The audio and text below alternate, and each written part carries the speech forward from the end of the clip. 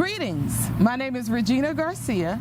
I'm a Pitt Community College English instructor, Global Programs Coordinator, and this is my PCC story.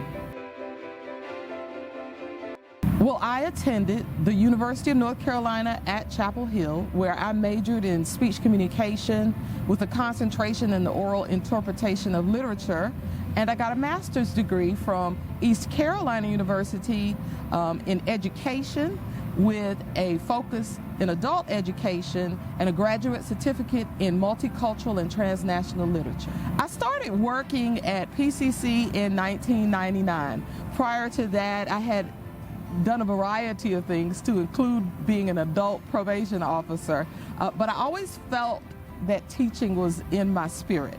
So I came to PCC and I started as an instructor in the learning lab, the basic skills lab, and then very quickly after that I became an English instructor with developmental studies. In 2001, I became full-time at Pitt Community College, and I taught English, and then I began to also teach curriculum English, which is the college transfer English. And the whole time that I've been working here, it hasn't been just the teaching part of Pitt Community College that I count as part of my job. It has also been working with students who are from a diversity of backgrounds and places. I found myself on the Multicultural Activities Committee.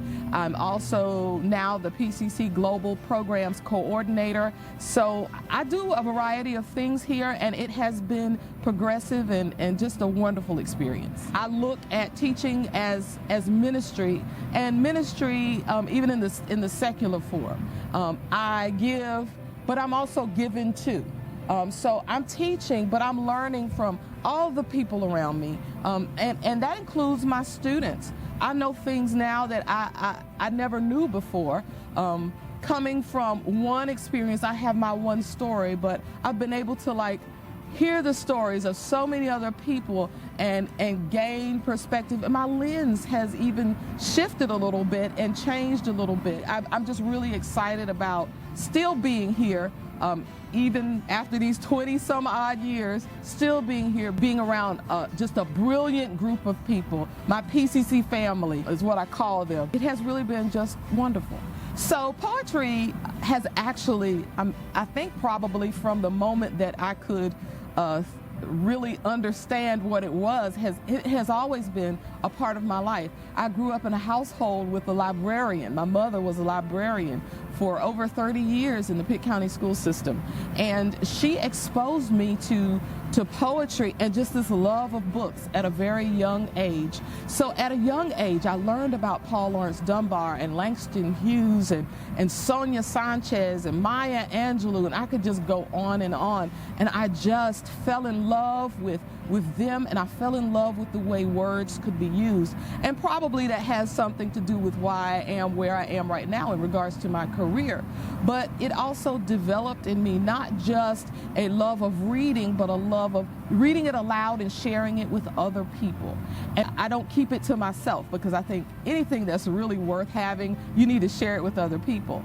And so it finds its way into my job, my faith system, the community, but even beyond the community. As I have pushed forward into publishing ventures, I'm now published, and so there are just many ways that it has impacted my life, and I encourage anyone to find that thing that just makes your heart sing and use it not just for yourself, but to help other people.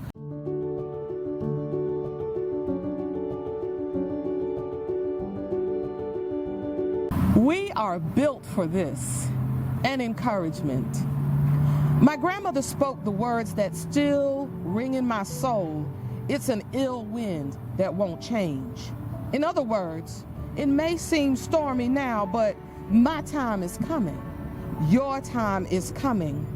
And even now, our time is here to stand and share and believe and move forward in will and in wisdom. Challenges have always swirled, but we are built for this. Every day before this day has sharpened you, given you some knowledge, some skills, some revelation that you can use. And when we place all that we have to give in this hallowed repository of hope, together we can see this through. Bulldogs, we are built for this. Flexible and ready adaptations build the strongest nations, shape the mightiest people, shore up shaky foundations.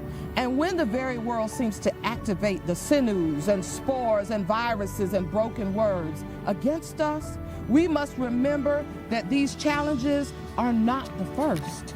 Lest we forget, they will not be the last. But we are built for this. Speak over your life, for your life, for your loves, for your legacy, as did our ancestors. We are built for this. We are built for this.